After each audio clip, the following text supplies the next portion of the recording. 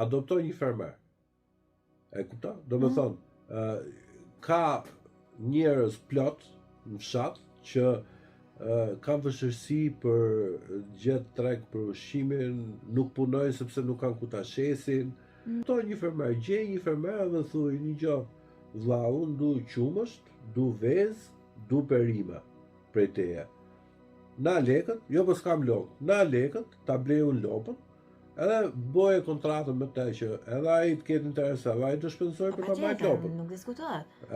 Thuj ti maj vicin, mu më jep qumshin, dhe pastaj kur vi vici që do e theri ai bleja gjysmën apo ku dëgjon, që edhe ai kënaqet, do të thonë ti ke diçka të sigurt. Është e mundur kjo lloj praktike, ëh? Po mund të jetë e mundur. Në Itali për shembull, gjithë fermerët në Shqipëri, gjithë fshatarët në Shqipëri e kanë 1 dynym, 2 dynym tokë.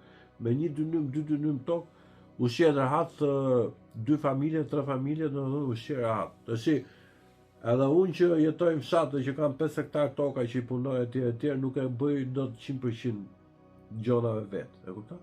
Po që ama që të arrish ke 40% që ke 60% je shumë mirë, e kupton? Ai është aktor i një lëvizje që të bëj që njerëzit të kthehen në fshat. E kupton? Sepse është diçka shumë e bukur. Po tash doj çik sakrificë. E kupton? Doj që për shkak një herë në javë ose një herë në 2 javë, do të thonë të hysh makinën, zgjej fshat tu afër, bën dush, ku do un petrol, ka plot. E kupton?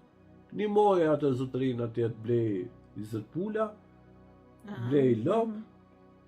Ajo mënyra që do ishte më e mira është bëhe vetë, në kuptimin që merr 500 metra tokë apo 1000 metra tokë dhe bëhe vetë, po ajo është e vështirë.